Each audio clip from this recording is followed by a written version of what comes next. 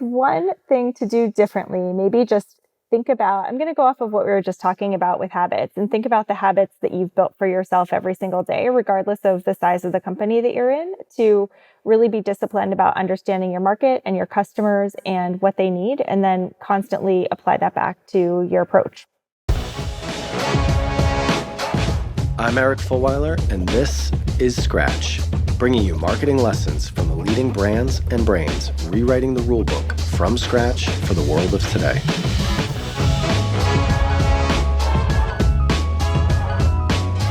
Hey everyone, my guest today is Kelly Starman. She is the Chief Marketing Officer of PartsSource. PartsSource is a leading online healthcare marketplace for mission-critical products and services. And Kelly has a really interesting background, which is kind of the nexus, the focus of the conversation. So previous to PartsSource, she was the CMO of North America for Phillips.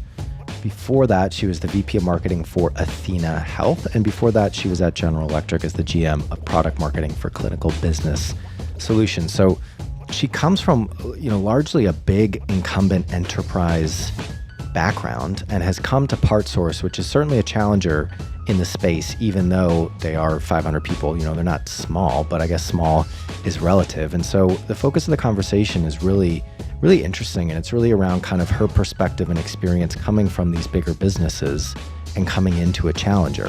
What's different, what she sees as some of the advantages, but also what are some of the advantages of being at a bigger company that she's taking and applying to what she's doing with PartsSource. So we talk about that change.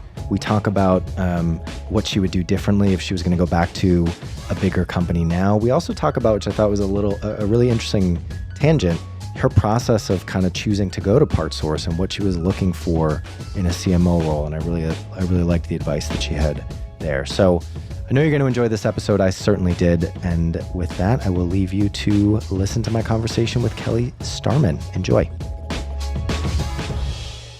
My guest today, hailing from my hometown of Boston, Kelly Starman, Chief Marketing Officer at PartsSource. How are you doing, Kelly? I am good, thanks.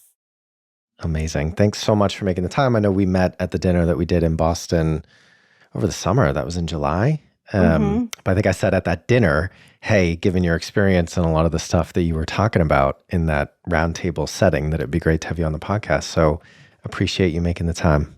Well, great to be here. And thanks again. It was a fun dinner and lots of good conversation that night.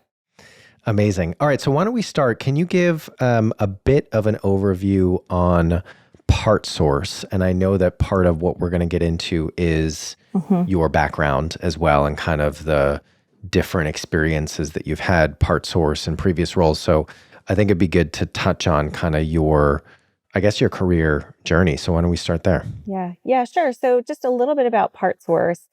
We're sort of three companies in one. So at our core, we are a healthcare marketplace for products and services that health systems might need to service and repair their equipment. Where we've grown with that is into a subscription model where health systems can subscribe to PartsSource, and then we pass through parts to them at cost, and they save a lot of money on the margins.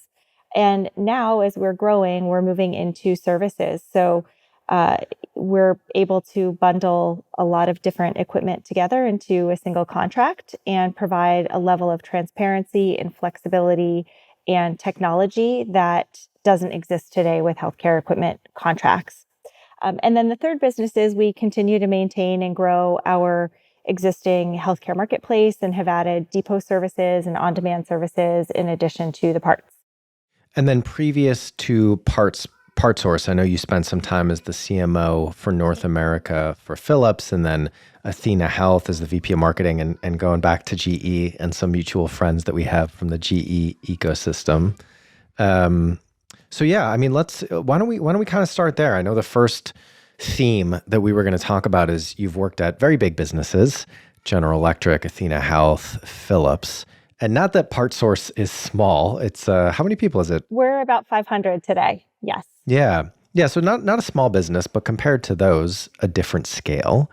So I'd be curious, what are the biggest differences that you've experienced in the CMO, VP of Marketing type of role and remit moving from these bigger organizations to where you're at PartSource now? Well, I would add that when I went to Athena Health from GE, I thought I was going to a much smaller organization. To me, it felt like I was going to a startup. And looking back on it now and being in my seat at PartSource, I can see that it very much was not a startup with 5,000 people and a huge marketing budget. So I think perspective is everything, and kind of where, how you're framing the size of the company matters as well. But I think that, coming from Phillips, which is a huge company, we had over 6,000 employees in North America. The company did 24 billion of revenue annually, going to a PartSource where we have about 500. It's been really, really different. And I think for me, in a very positive way. So the three things that have stood out to me the most are a sense of urgency and this desire to move quickly. So we do not have time to spend a lot of time decision making. We are very decisive, and then we go, and we can pivot quickly as well. I think the second thing is around resources.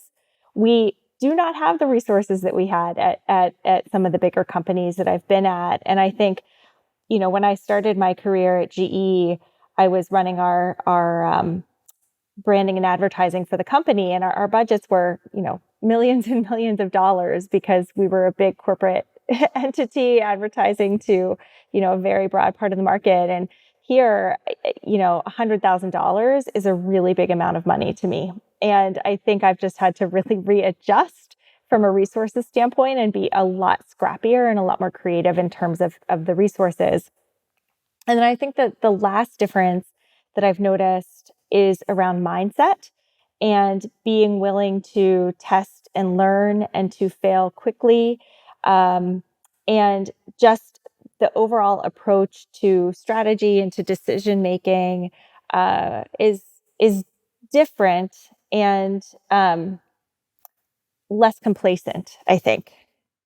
It's interesting. One of the things I think about a lot is how much of an advantage speed is. And it gets talked about a bit, but I don't I never studied marketing in college and don't have an MBA, but I'm not sure that it gets kind of the weight that it deserves in terms of how much it drives the growth of businesses, whether small or large.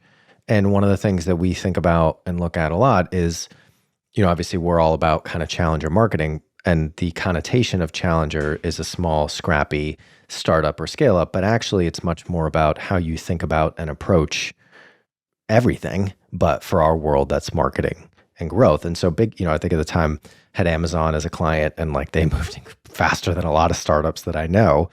So of course there's a correlation between being smaller and being faster. But I think that regardless of the size of company you're at, the stage of company you're at, if you're a leader in marketing or really any function, one of the things that you should be thinking about and trying to prioritize is how do you get your team to move faster? Because there's so many opportunities that come with that. Not just getting to market faster, but also learning faster and evolving faster based on that. I think that's a really great comment. And I would say that there are large organizations that I've been at where we have been able to move really quickly. And, I often use this example of when I was at Athena. One of the first things I did was we came in and there was this specific event that I wanted to plan. And the team came back within the week with, here's exactly how we're going to do the event. Here's the budget. Here's the plan, and let's go. And it was really amazing to me because looking back on that, we were a big organization, but there was just something in the culture and something in how the company operated that enabled us, similar to Amazon, to move much more quickly than what I've seen in other places. Is there anything beyond, being small lets you move quickly? There's less to move. And having fast, talented people on your team, regardless of the size of the company, like you said in that Athena example, like they came back to you quickly to be able to move quickly. Is there anything else in your experience that you can point to or recommend to people listening on how do you actually get a team or a business to move faster if you feel like it's too slow where it is right now? Yes, I think that having the right people in the room to make the decision quickly and to act on the decision quickly is a great way to go.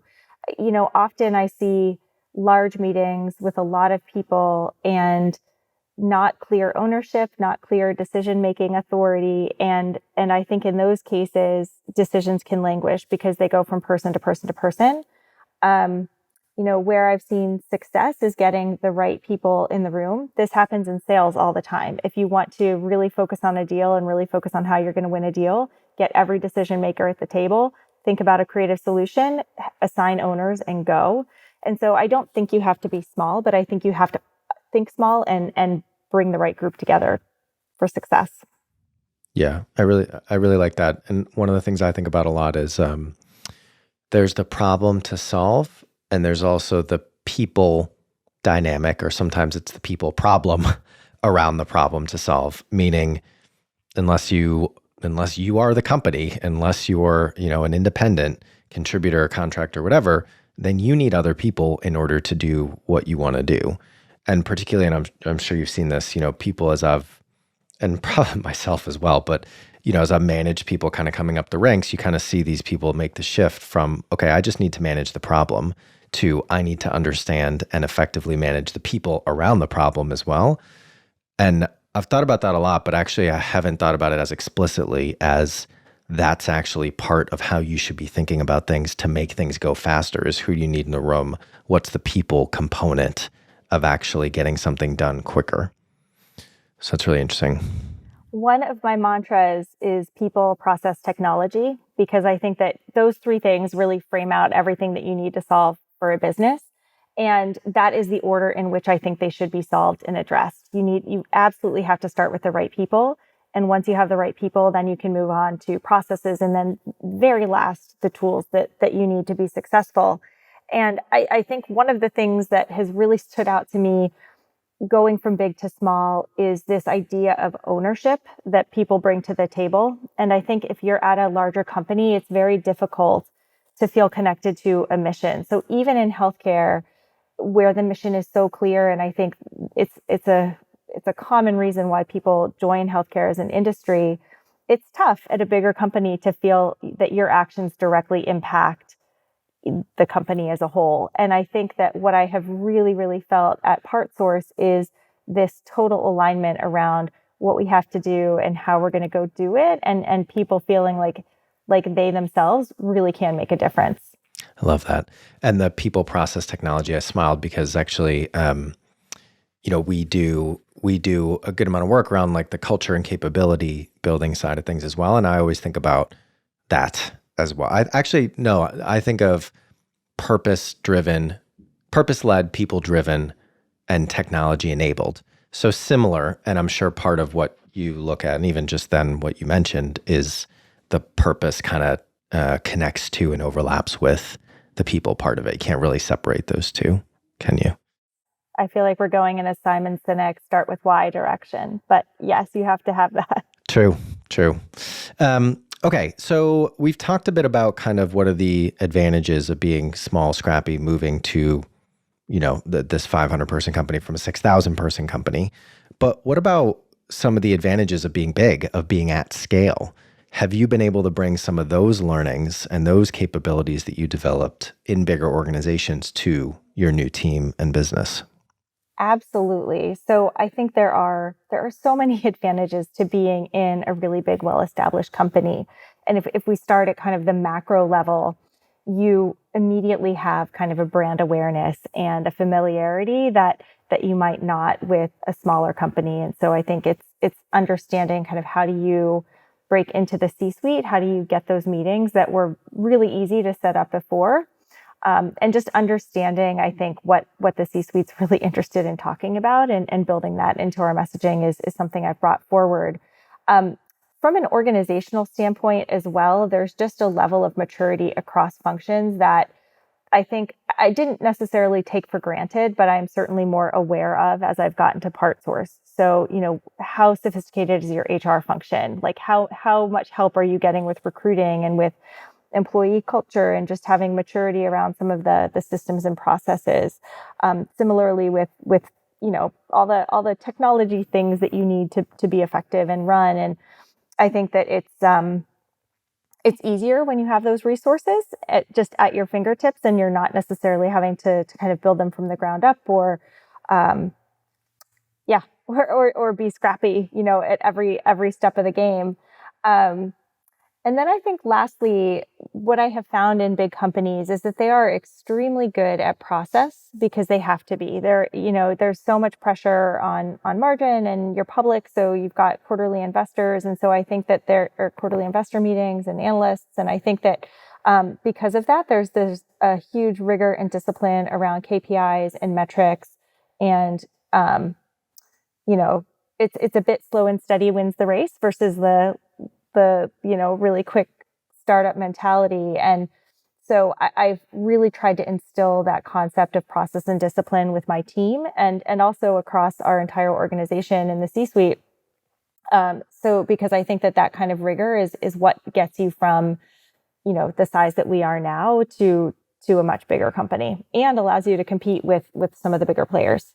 I'd be curious, given your experience and perspective in these other roles, and I'm sure you got to know PartSource over the course of the interviews and, deciding that this was the place that you wanted to go. But you're about 6 months in now, is that right? 5 months, but yes, close enough. 5 months, okay. I always think about those first 90 days, those first 180 days. And I'd just be curious how it doesn't have to be a contrast of big, small, but just in general, as a new CMO, how have you thought about approaching these first 5 months? What have your priorities been? Is there anything that you've kind of like specifically done or not done in this early stage to try to set yourself and the team and the business up for success for what I'm sure you want to do or what you're going to be asked to deliver longer term? So there's 3 areas that I focused on over the first couple of months, and I'd say I continue to focus on. The first is our customers and really understanding who they are and what they care about. I was really fortunate in that we were planning our annual customer summit about a month after I joined, and so I was able to come in and quickly meet with dozens of our customers in person and get to hear their challenges, see what they responded to at our summit, and get to know them personally. And I think that really helped me understand the market a lot more deeply than I did before and understand the company and what we deliver a lot more.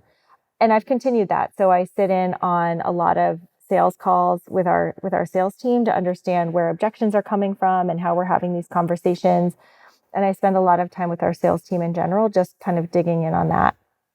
I think the second thing that I've done is really try and understand the business and how we make money.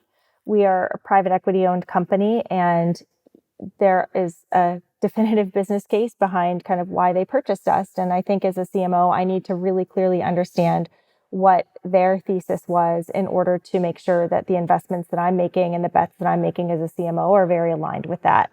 And so I've spent a lot of time, understanding each one of our P&Ls and what drives it and how the work that my team and I do can help get alignment there.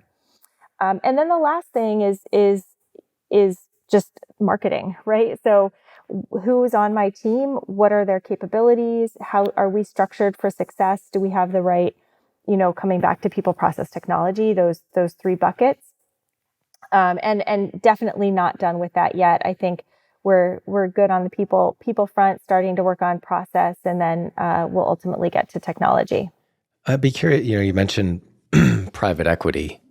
So how has that affected how you've approached things, or does it seem, to the extent you can share, that it will affect how you need to operate as a CMO? I know that's kind of a broad question, but I thought it was interesting because you brought it up, because we've obviously had publicly traded companies on here, a lot of like venture-backed startups, and I'm sure we have had PE-backed, but it hasn't come up as much. And so I'd be curious if you could maybe, I guess, just double click on that a little bit. Like, did that factor into the decision-making of you going there? You've obviously thought about that in terms of wanting to look at the business and understand the business, but something tells me you probably would have done that anyway. But I'd just be curious how that kind of has factored into how you've thought about taking and now approaching the role. Yeah, I truly love being a portfolio company. We're with Bain Capital, and I think that they're fantastic partners. And I use that word intentionally. So while they don't run our business, they're on our board, but our CEO runs our business, and we really take direction and guidance from his leadership. Bain is just fantastic in, I think, helping us take advantage of, or helping us feel like a much bigger company than we are. And so they bring to bear a lot of resources that we wouldn't necessarily have access to. And they also have seen so many different companies go through the growth trajectory that we are at right now that they're able to take operating models from those companies and apply them to us. And so I find that my interactions with the board are really helpful in that they push me to think more broadly and maybe differently or in a way that I haven't considered, because they're able to have that 50,000 foot view that I just don't, because I'm in the business every single day. So it's been great. I think there are a lot of different flavors of PE. I think Bain tends to be really heavy in an operator model, and they get in and they work with the business. Others are a lot more hands off. And so my advice, I think you didn't ask for it, but I'd say my advice to people, if they're thinking about getting into PE backed companies, is to just really get to know your investors and understand what kind of investors they are and who they are and how successful they've been.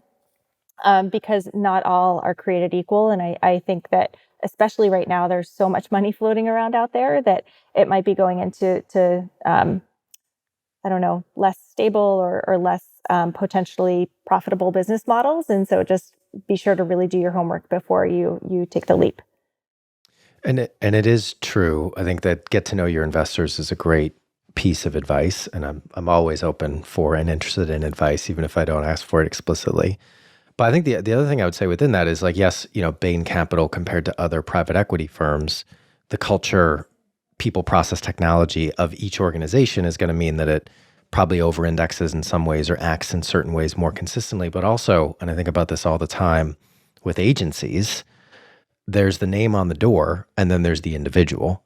So it's also getting to know who is the person sitting on your board, who is the team, the operator from Bain Capital that's going to be involved. Because much like selecting an agency, there's Rival, and then there's me, Jenna Dubose. There's VaynerMedia, where we were before, and then there's whoever you get on your account, when they work with you. So I think that that's an important piece of it. And I think we keep coming back to this as a bit of a red thread throughout all of it. Like the people, at least for me, there's a reason that's first.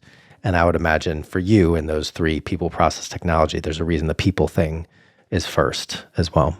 Yeah, and I would say big or small, it really is, the people that are your peers are the ones who you are going to be spending so much time with every single day. And so I think regardless of big company or small company, like, who are those people that are your peers and what are you going to learn from them? How are they going to push you and help you grow and develop, and vice versa? I think that's also something that I really considered coming to a smaller company, because I think what I found in leadership teams in bigger companies is that the people there are proven, they are tested, and they are so capable and just awesome. And in my leadership roles at other companies, I was able to really get pushed and learn and grow a lot from being on those leadership teams. And it's very competitive. And I think that what I was looking for coming to a smaller company was, can I find that same caliber of individual and that same ethos, so that I know that I'm going to continue to move forward in my career, and not necessarily in my career, I guess, but just move forward in terms of my own growth and development. And I never want to be the smartest person in the room or the most experienced person in the room. So how can I find that in a small company too? I'm curious, did you have a framework for when you were considering a new opportunity and interviewing? Of how you guided kind of the priorities of what you were looking for in a new company? And maybe not, but I'm just curious, kind of given how you've talked about things before in people, process, technology. And I'd just be curious if you had a way that you went about that maybe other people could learn from. I wouldn't say that I had a formal framework, but I was first and foremost concerned with market opportunity, because coming from Phillips, which I still think is a fantastic company, it was an awesome role to be able to lead marketing for their North America business. I didn't want to just leave to leave. I wanted to leave to go somewhere that I really believed in. And I sort of alluded to this before, but I think there's a lot of money right now in investing, and there are a lot of health tech companies, and I wanted to stay in health tech out there. And so I was really focused on finding a company that I thought had an opportunity to grow into a company the size of Phillips eventually. And so I have had many conversations, but I think that with PartSource, it was really that right market opportunity. And then I think looking at the leadership team, it was also a really fantastic fit in terms of what I just talked about around, like, can I continue to learn and grow here? And then there was also that investor piece. So is this an investment firm that I'm really comfortable with and believe in from an investment standpoint? Yep, that makes sense. And that's how I've, before starting Rival, I was considering other CMO roles. And that's how I thought about it, like growth opportunity, leadership team, and then what's the actual role. I always think about that quote, if someone offers you a seat on a rocket ship, don't worry about which one it was. And it's not explicitly that, but the thing is, like, what is this thing and where is it going? Is there opportunity for it to grow? Who's driving it? Because that's going to determine whether or not they can realize or fulfill the opportunity in front of them. And they're the people that you're going to have to spend time with and get along with and be able to work with effectively and efficiently. And then it's, all right, well, where's my seat? And is that the type of thing that's going to be right for me? And I would just add, there's one more thing that was so appealing to me about the role was the challenges to be solved with marketing. And I at a smaller company, it's the sky is the limit, honestly, in terms of what you can build and the maturity, and to be able to think about brand at the company level and product marketing and activation. And like, there's so much to be built. And that's something that I really enjoy is building and driving change and building teams. And so just the challenges to be solved were really exciting as well. And just really meaningful, impactful work to be done. So taking a step back and going back to our conversation around coming from bigger businesses and now at PartSource, if you were to go back to a bigger company now, is there anything, I know it's only been 5-6 months, but I'm sure you were thinking about things for a while before you started. Is there anything that you would do differently or take from your experience at this challenger, mid-size scale up type of business if you were to go back and take a CMO role at a larger company next or now? Absolutely. I think that I really have started to think about budget in a much, much different way. And I think that I took for granted that we needed to have a big budget to be successful when I was at a bigger company. And it was like, the more you spend, the more the more business you're going to drive. And I've just really found that that's not the case. And so I think what I would do is push my teams on the existing work to be much, much scrappier and creative with how we're spending in order to free up capital to make bigger bets.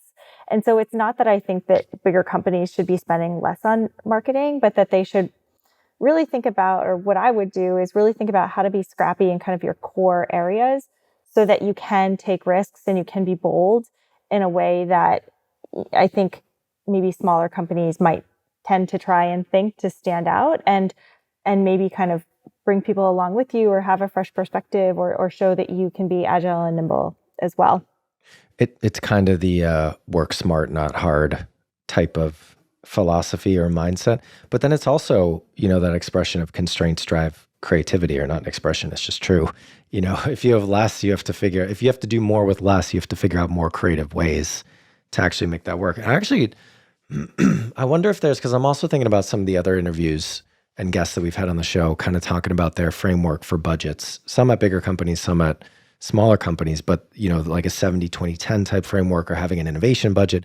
And they're always smaller, of course, but they inherently do more creative things with them because they're smaller. So I actually wonder that even if you are in a position to outspend, even if you are in a position to spend harder, I think maybe creating artificial constraints to drive that creativity in the team could be a really interesting exercise.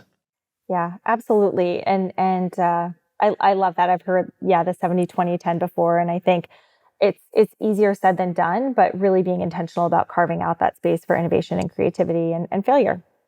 Great. So I guess we've covered a lot of ground. Is there anything that we haven't touched on yet that you wanted to share? Yeah. I mean, I think that there's just kind of going back to this idea of small and big. And I think that where I'm landing is that there's a real balance between agility and process. And there's so much goodness in process and there's so much goodness in agility. And so, I think I'm now starting to really think about how do we instill a lot of that process while maintaining a lot of the agility, because we are at that point where I can see us growing into a much bigger company and a much more kind of functionally driven, mature company that is not able to kind of get all the decision makers in a room really easily and just go. So that's what I'm spending a lot of my time thinking about as we move into this next phase of growth. Yeah. And it really is both at the end of the day. It's speed and scale. It's agility and process. It's people, process, and technology. And it is, I think particularly when you are at scale, and I would include 500 people at scale, because where we are at Rival, it's like you kind of need to, all those things matter, but you need to figure out what you prioritize.